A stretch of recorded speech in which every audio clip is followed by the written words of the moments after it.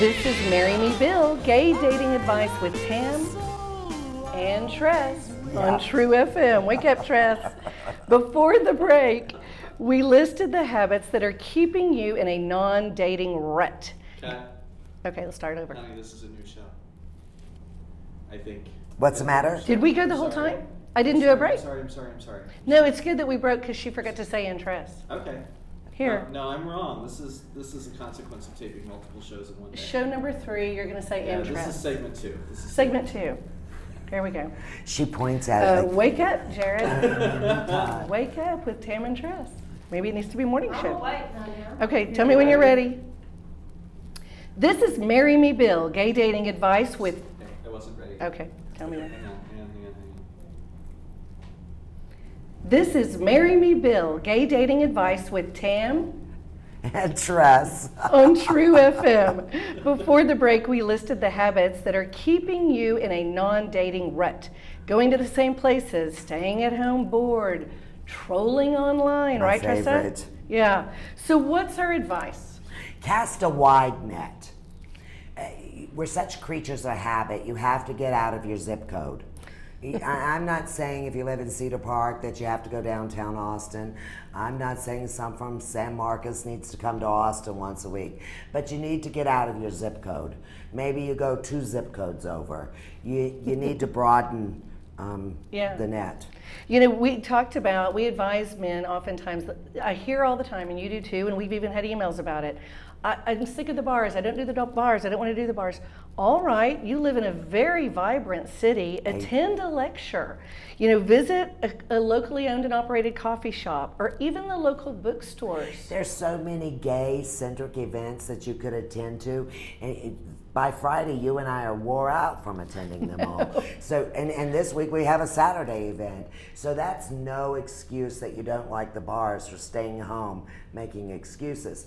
Get up, get out, pick up one of the magazines, and there are lots of places to go. Yeah, we hear about the apps a lot. It seems like there's a new app every single day. Well, so there is. Yeah, so when we're saying cast a wide net, that doesn't mean increase the parameters on your app, right? Well, it doesn't mean, Grindr's latest craze. I mean, because if a torso next door is good, why would you take a torso 50 miles out, right? We're talking about physically getting out there and really going out to where you can meet people, right? Right. We talk about passions and interests. What do you advise? Volunteers, meetups, hiking groups, whole food cooking classes, fabulous. You never know who you'll meet.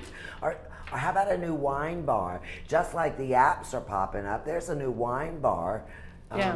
Every week. And I'll tell you, I've seen it, and this is how I know. I mean, we have bartenders or barmaids at affluent places or fine dining establishments that know the same men that come in every week. And the key to finding the single man out to dinner, enjoying a fine meal or a nice glass of wine. Make friends with the bartender. Yeah, they make friends with the bartender. It's the gatekeeper. And they know everybody's story. So we've passed out our cards to bartenders because they know that every Thursday evening at about 7 o'clock, this great guy pulls up. Rolling in. Pulls up in a BMW, has a nice cab and a nice steak, and he goes back home alone. Yes. So some men are getting out there, but there's the opportunity for you to go sit at the bar as well. Maybe have a sampler set at the wine bar, do a small wine tasting. Pretend you're from out of town. You don't even have to be embarrassed. What if you're out of town on business and you've got that expense account? That's what you do. So do it in your own city, right? There she goes pretending again, guys. So let's talk about meetups, Tress. We see it more and more. So many of them. We were there last night at a happy hour. Monday night, we were at a fabulous meetup. And Monday night, there were so many new men there. Yeah. I worked at the registration desk Monday with a fabulous man, Bart. I'd never seen him before. I know, and he was adorable. He was been around forever. Just because you've been to that meetup, next month is a whole new crowd, depending on the location, we know they change the time every week or every month. So depending on where it's held and when it's held, that's really going to be a focus on who's going to show up. Right. We've also seen that as people move to our city, they're moving from other major cities and Right. states where meetups are more popular there. So people that move here from New York, for example, they've been doing meetups for years. Well, Austinites who have lived here, especially native Austinites, they'll say, I don't need to meet up. I know every gay man in this town. What do you say when they say that? Impossible. Yeah. Every time you and I think we know every gay man in this town, we go somewhere and meet a fabulous new gay man. So there's no such thing as knowing every gay man, particularly if you're an Austinite, because you've hung with the same pod in the same group, going to the same places. You need to get out of your rut, especially if you're from a city. Maybe you take a Saturday and look at your city like a tourist. Mm-hmm. Instead of going to where you're comfortable, try some new places and go where the tourists are going. But you know, Tammy, when I first came to Austin, I'm a cribbage player. I joined a meetup for cribbage players. Something that you're interested in is going to get you out with people who are typically interested. Right. Also. Well, we have a client that asked us, is there a meetup for those into rowing, like on Lady Bird Lake or whatever? And there isn't one yet. And I keep thinking, there's opportunity for a gay man to start that. I'm certain there is. We just don't know it. So email that rowing club to us for gay men. Tressa at H4M-Austin.com. That's H4M-Austin.com. We've got an email from Brad in Sugarland, that's outside of Houston for you non-Texas native.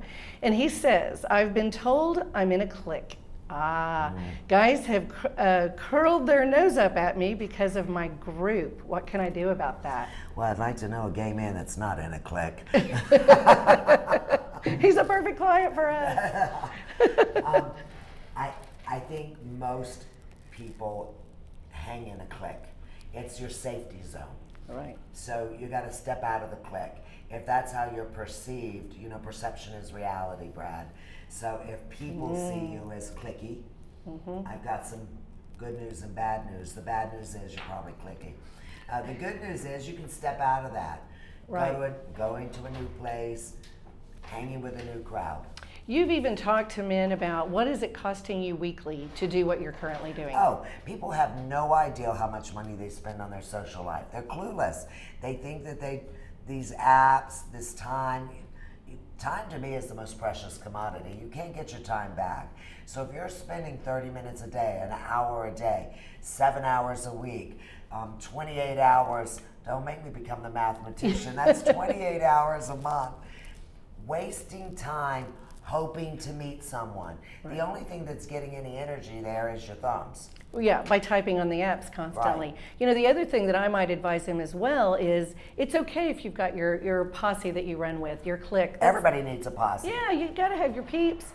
That's okay. But one night a week, maybe go out on your own. One night a week, try out a restaurant, sit at the bar and order a burger. Even if you need to order it to go the first time to have confidence, order it to go, do takeout. And that's stepping out of your comfort zone. Yeah. If you keep doing what you've always done, you're gonna keep getting what you've always gotten, which in this case is not much. Right. So you've gotta step out of that comfort zone and take a risk. To wrap it up, we're gonna take one more email. Darren from Shirts, that's outside of San Antonio, Tress. Thanks. I feel like all gay men want is my money. How can I meet a man who wants me for me? Well, it's surprising that people who say that to me are usually people who lead with their money. If you're picking up the tab, if you're whining and dining and buying Cersei's and gifts and treats, why wouldn't they think it's about the money? So lead with your heart. If you want to find someone who's real and compatible and decent and kind, then be real, compatible, and decent and kind. Put your wallet away. You know, Tammy, at H4M, on the first and second date, it's a Dutch treat. Dutch treat. Yeah. And it basically says, and it's taught those men that lead with money, you can't lead with money. That's right. In fact, he has as much money as you do. So now what are you going to lead with? Well, you want to lead with your personality, your qualities, your characteristics and traits that make you an interesting guy. It's not about your wallet. Yeah. It really is about your heart.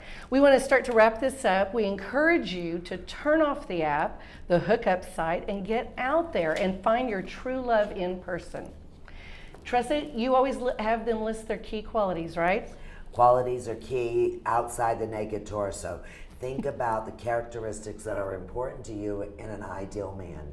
We want to thank you for listening with an open mind and an open heart. Next time on Marry Me Bill, Be aware, be aware, not not comatose. and not catty. That's right. All right, we want to thank you for listening. Until then, check out He's For Me Matchmaking. Call or email us through our H4M website. You've been listening to Marry Me Bill, Gay Dating Advice with Tam, only on True FM.